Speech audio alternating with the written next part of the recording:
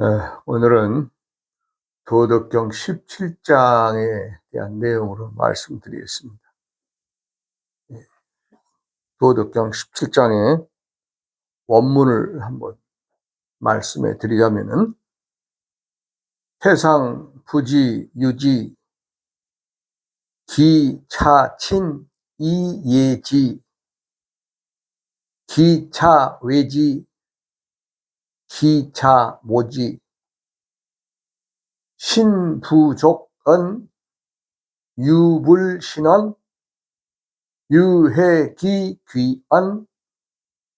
공성사수 백성계위아자연.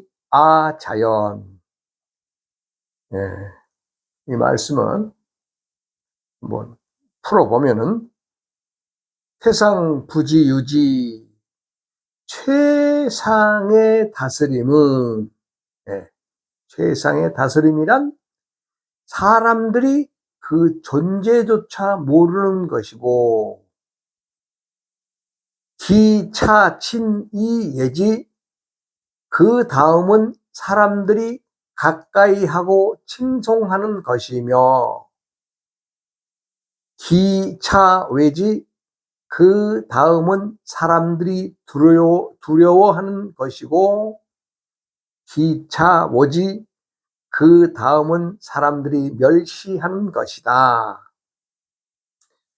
그래서 신부족은 다스리는 군주가 믿음이 부족하면 유불신은 말을 신뢰하지 않는다.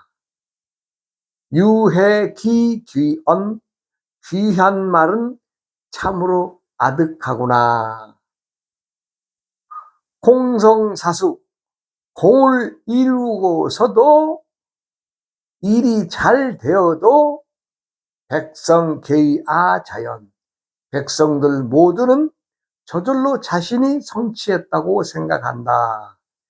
말하자면 이제 세상을 다스리는 군주가 백성들에게 어떻게 행동을 하느냐에 따라서 백성들이 군주를 어떻게 대하게 되는데, 그 다스린다고 하는 것이, 최상의 다스림은 다스리는 것조차도 사람들이 존재를 모르게 하는 것이다 라고 했습니다.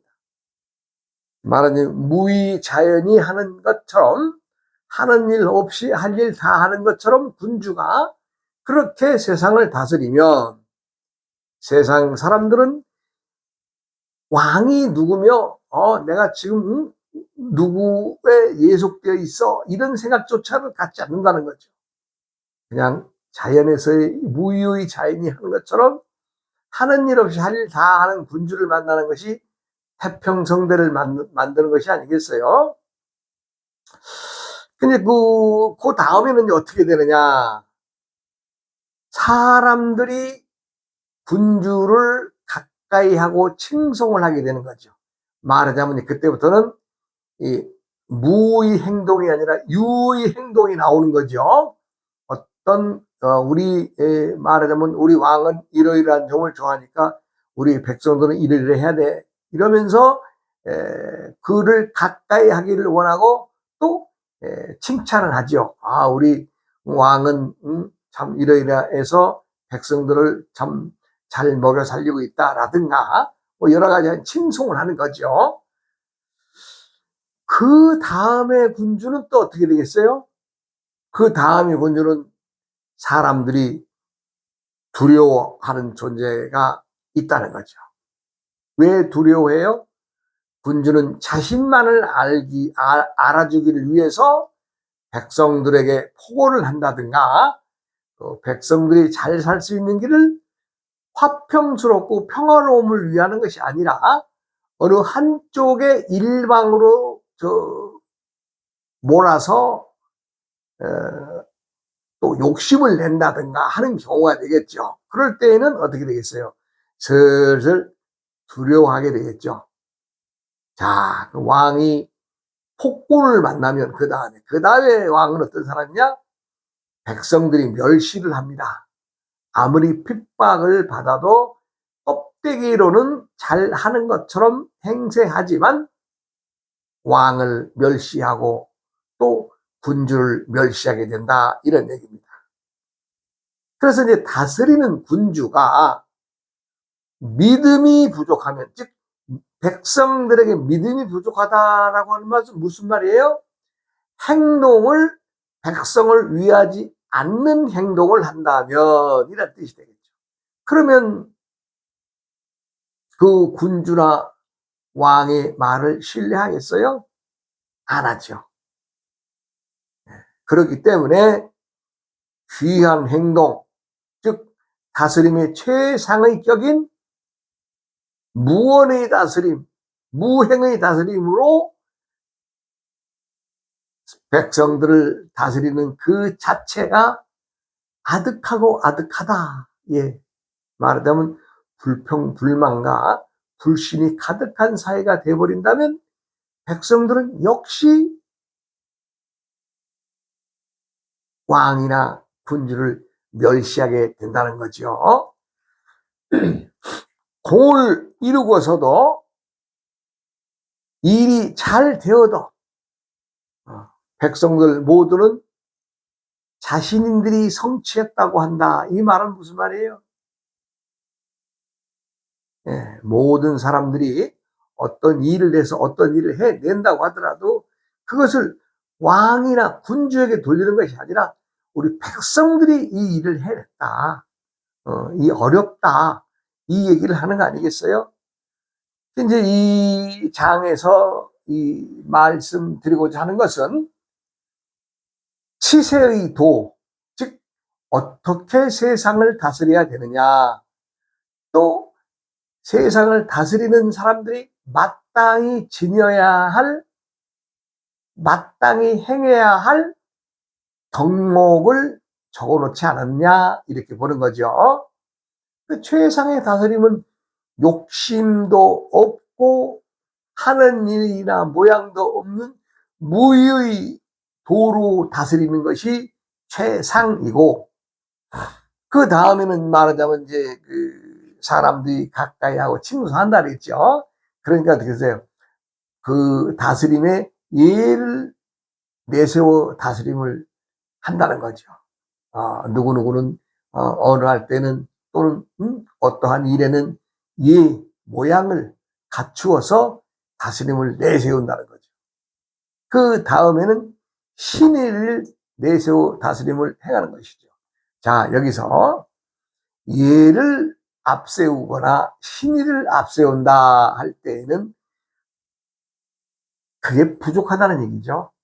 부족하니까 강조하는 거 아니겠어요? 그러면 궁극에서 최상의 다스림은 욕심이 없는, 즉 천지자연과 닮은 무의 도를 행하면 될 것인데, 군주가 욕심을 내서 모양을 바라고 예를 바라는 사람이 그 예를 중심으로 다스린다 하는 것은 군주가 예를, 즉 사람들이 살아가는 도에 어긋나는 짓거리를 하고 있다, 그렇게 보여지고 있다, 이 얘기 아니겠어요? 또 신의를, 믿음과 올바름을 내세운다는 것은 군주 자체가 나라를 거느린 통치자가 백성들로부터 믿음을 잃거나 올바름을 잃어버린 상황에서 또 백성들에게 강조하는 것이 아니겠어요? 예. 다스린 자가 누가 되었건 최상의 다스림은 형상이 없고, 난 왕이 누군지도 몰라. 나 살기 좋으면 되지. 이렇게 태평성대 얘기로 가면 좋으련 말은 어디 그랬진가요? 그렇지 않은 것이 세상살이기 때문에 예나 지금이나 노자시대의 그 2500년, 600년, 700년 전의 얘기나 지금의 시간과 공간을 떠나온 21세기의 지금에서도 이 말은 정치사에서 통용되고 있다고 할 것입니다. 예나 지금이나 정치를 하는 위정자들이 올바름을 내세우면 그것만큼 백성들이 편할 것인데, 위정자들이 자신만을 알고 자신의 조직이나 또 모임의 당을 만들어서 당에 충성을 하자, 이 모든 것들이 뭐예요? 백성들의 삶을 궁핍하게 하고 백성들을 핍박하는 꼴이 되기 때문에, 예나 지금이나 정치인들은 무유의 도를 배워야 한다, 이 얘기를 하고 있는 것이 아닌가 싶어요. 누구라도 사람이 겁박을 주거나 또 누군가에게 참 위해를 가하거나 할 때에는 힘없는 백성들은 어디에 의지할 것입니까? 어디에 의지해요? 권력을 지닌 자들이나 위정자들의 입장에서는 끼리끼리 서로가 보호해주는 보호장치를 만들어서 때때마다에 자기들끼리는 풀어나갈 수 있는 세상을 만들어 놓고 백성들을 핍박한다면 그 나라가 온전한 나라라고 할 수 있겠어요? 온전하지가 않죠. 그래서 예나 지금이나 항상 사람들은, 정치인들, 또 나라를 다스리는 사람들, 이런 사람들이 행위나 행동을 잘 보고 뽑아야 되지 않겠나 하는 생각이 듭니다. 근자에 와서 우리나라가 아주 혼란스러운 상황이지요. 정말 세계의 유례가 없는, 아직까지 인간사의 인간 역사 6,000년, 7,000년, 8,000년의 역사 속에서 우리 한국인들이 겪고 있는 이 고통, 자유민주주의를 표방한 나라에서 이러한 아주 엄청난 사태가 벌어지고 있지 않습니까? 사람들은 누구나 자신이 잘 먹고 잘 살기를 바랄 것입니다. 그것이 궁극의 목적 아니겠어요? 내가 교육에 힘쓰는 교육자이든 종교에 힘쓰는 종교의 가이든 또 상업인이든 노무인이든 체육인이든 문화인이든 정치인이든 왜 그 일해요? 자기가 잘 먹고 잘 살려고 하는 거 아니겠어요? 그러나 가장 중요한 것은 사람들을 동원할 수 있는 정치가의 행태는 노자의 지금 17장의 원문을 숙고하고 알아야 될 필요성이 있다고 하겠습니다. 누구라도 세상에 태어난 모든 생명들은 다 귀한 존재입니다. 귀하지 않은 생명이 없어요. 다 귀해요. 다 보물입니다. 그러나 자기 편이 아니라고 해서 상대방에게 위해를 가하거나 또 자기와 뜻이 맞지 않는다고 해서 폭력적으로 대한다거나 이래서는 안 되겠죠. 왜냐하면 인과의 법칙은 돌고 도는 것이기 때문입니다. 우리가 나라를 이루는 나라 국자를 한번 이렇게 한번 써보면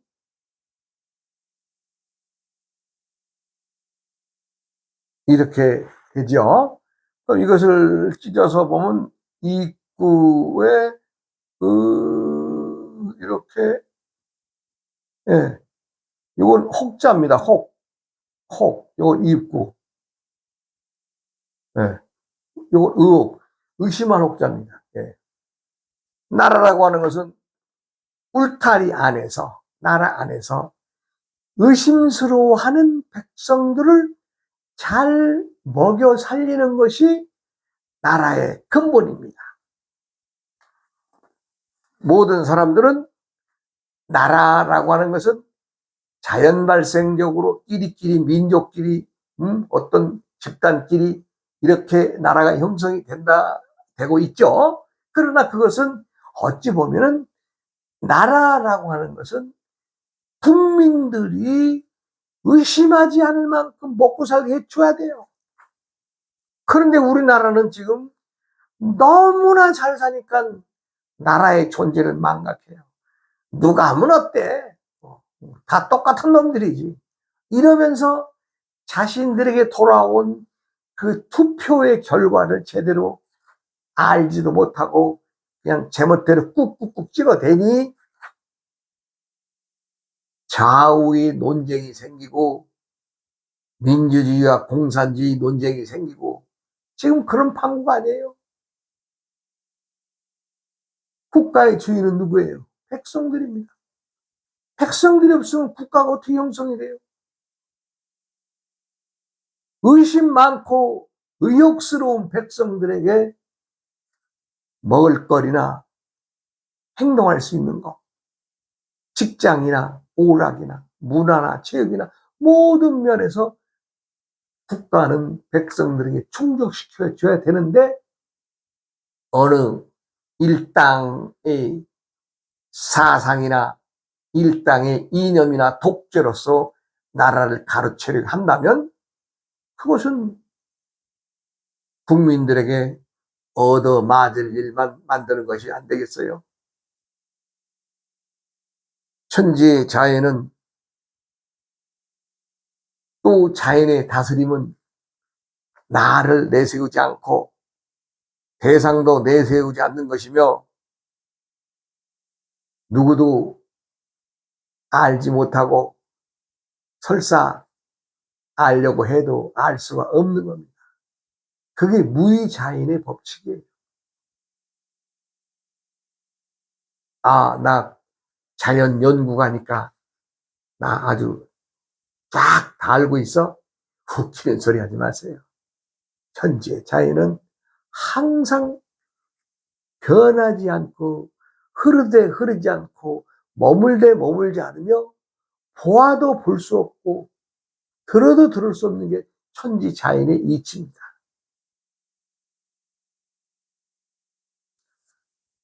만물이 변하고 변하면서 변해가는 것을 우리가 항상성의 원칙이라고 하는데 눈으로 보고 본래부터 있는 것인데도 우리가 그 대상을 몰라요. 잘 파악을 할 수 없어요. 왜? 그건 무의니까, 무니까. 그것을 우리가 이제 항상 한다. 그래서 이제 시간과 공간을 품고 자연의 얘기를 하고 있습니다만은 아는 사람도 없습니다. 아는 사람이 없습니다. 세상에는 나라가 있고 각각의 나라 속에는 또 나라가 있고 또 그 나라 속에 또 나라가 있고 그렇게 아주 오밀조밀하게 나라가 엮여져 있죠. 나라라고 하니까 나라 속에 나라가 있다고 하니까 뭐 그 나라를 뒤엎어서 새로운 나라를 만드는 것이 아니라 각각의 모임이나 단체 또 소속이나 그 자연적으로 형성되어지는 촌락, 마을 이런 것조차도 소규모의 나라가 아니겠어요? 왜? 사람들이 존재해 살고 있으니까. 그 작은 나라들이 연합이 돼서 뭉쳐져 있는 것이 하나의 국가가 되고 나라가 되겠죠. 사람들은 누구라도 항상 누구의 다스림을 받는다, 누구의 지배를 받는다 그러면 사람들 이 종자 자체가 누구의 지배받으려고 하는 그런 있으면 또 반대로 튀어나가죠. 생각을 해보세요. 자기가 괴로움을 받을 것 같고, 불이익을 받을 것 같고, 아니면 목숨의 위해를 받을 것 같은데, 거기 있을 이유가 뭐가 있어요? 나라의 이름이 아무리 좋아도 그 나라는 필요가 없는 나라가 되겠죠. 우리나라는 참 태고 이래로, 나라갈 이래로 정말 풍요롭고 잘 살고 있습니다. 우리가 고조선의 앞에 고대사의 그 상고사에 보면 배달국이라고 하는 나라가 있었어요. 그런데 누가 그 배달국이라는 나라에 대한 역사나 이런 것들을 알겠어요? 모르죠. 왜냐하면 고조선마저도 신화라고 가리키잖아요. 아니, 나도 그렇게 배웠어요. 고조선은 신화라고. 예. 2333년 전에, 예. BC. 예. 그런데 신화라고 하는 그 나라 앞에 우리가 배달의 민족이라고 하는 배달국의 나라가 있었다는 것을 난 아직 일반 그 어떤 단체에서도 제대로 들어본 적이 없습니다. 그 나라는 18명의 왕이 존속해 왔으며 역사가 1565년이 된다고 합니다. 우리는 배달의 민족이라고 하면서 배달의 역사가 하나도 없지 않습니까?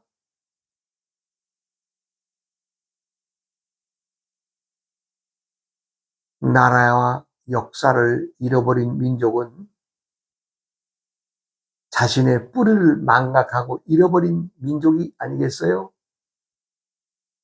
내가 이 시간을 빌어서 없는 얘기하는 게 아닙니다. 없는 얘기하는 게 아니고 또 그냥 지나가는 낭설로 들리는 얘기를 하고자 하는 것도 아닙니다.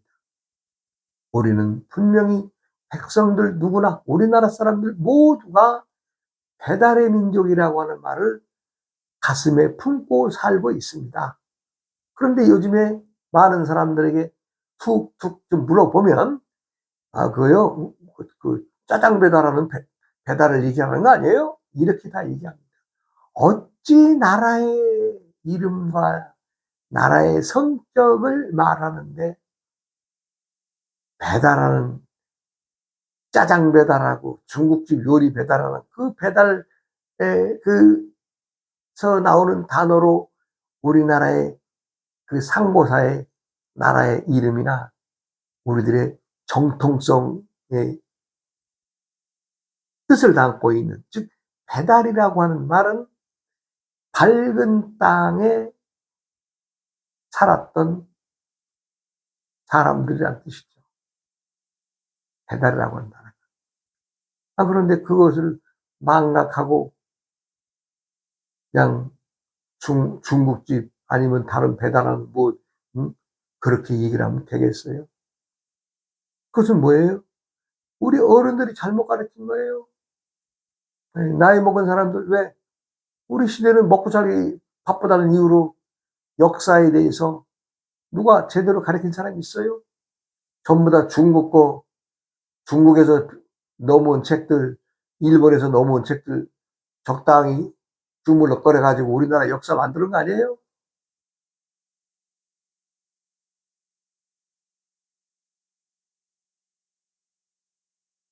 밝은 땅의 자손들입니다. 우리들은. 그렇기 때문에 더더구나 어떠한 구속이나 속박받기를 원치 않아요.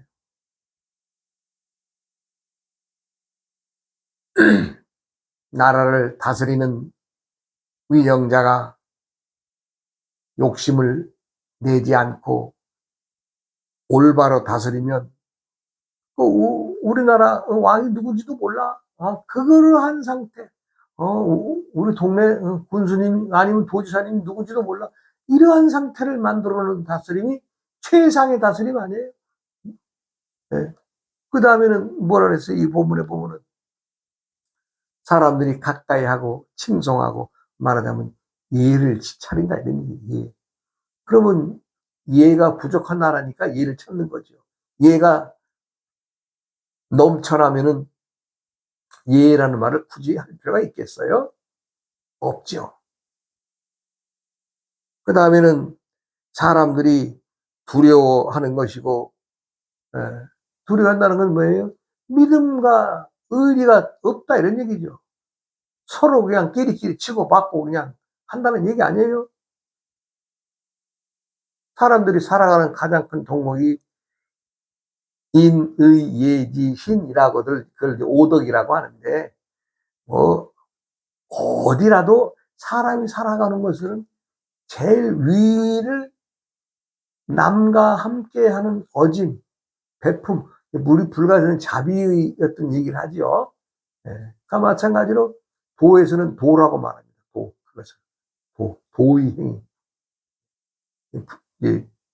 불가에서는 자비라고 하고, 유교에서는 인이라고 합니다. 어짐. 어짐이라는 것은 베품 아니에요? 우리가 이제 그 덕이란 말을 쓰죠. 덕, 예, 덕. 불가에는 보시라고 그랬죠. 예.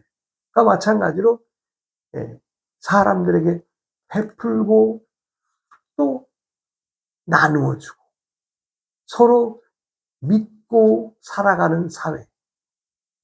우리 그래도 제가 요 근자에 이 우리나라의 어떤 그 움직임을 보면은 우리나라 사람들은 절대 외국에 나가서나 누구한테나 자랑을 하질 않는다 그래요. 자랑을 하지 않는다.